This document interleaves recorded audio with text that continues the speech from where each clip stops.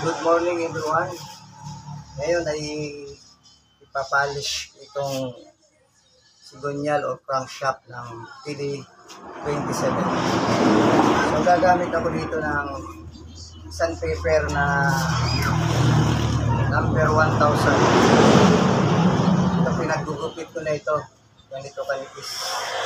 Ganito kalaki kasi para pasok na pasok dito sa crankshaft journal.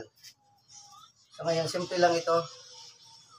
Gagamit lang tayo nito ng sintas na flat. Yan. Ito yung sintas sa sapatos ito, ng anak ko. Hiniram ko muna. Tapos ito, talagay natin dito sa mga journal. Pulupot natin to para papaikutin natin. Para itong journal ay lalong kuminis o kumintab bago natin i-fitting sa kanyang block. So gusto ko makinis at makintab bago ko siya i-fitting dito sa engine block. So ngayon, ganito kasimple lang po yan. Palibutan natin ng dalawang beses yung sigonyal ng sintas. Tapos gaganyanin lang natin yan.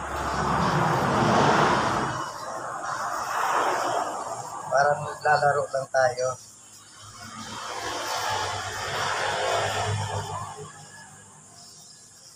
Wala namang tama itong sigonyal na ito. Gusto ko lang talaga na makinis, makintab yung journal niya. Kunting pasada lang. So, wala namang talim ditong liha na ito. Tingnan nyo naman, wala namang kayo naririnig na lagaslas ng liha, tutunog.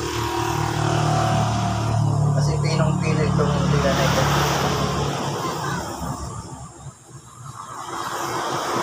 Yan lang yan. O, diba? Pintab na siya. So, kulang pa yan. Pasadaan ulit natin hanggang sa masatisfy tayo na talagang makinis na pwede na yun.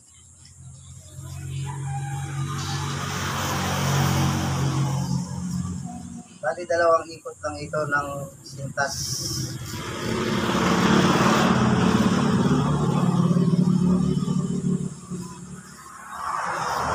At napunta naman tayo dito.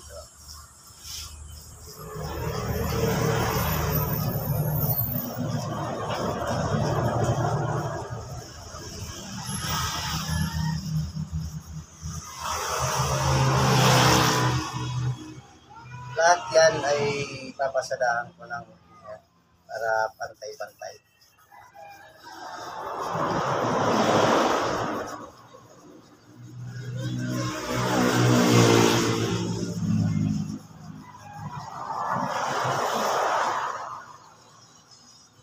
Ganun lang naman yan, kasimple. Ito ang mga tirada ng mga Pinoy. Mga discarding Pinoy ito.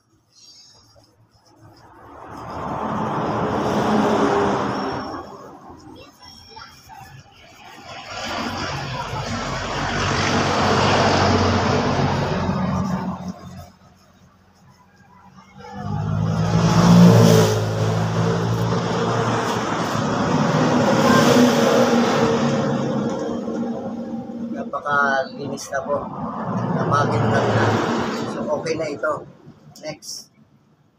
Bali 5 main bearing journal ito. Tapos sunod niyan ay itong connecting rod journal. Alright. Thanks for watching. Kung may natutunan, don't forget to share and like, follow na rin. Thank you.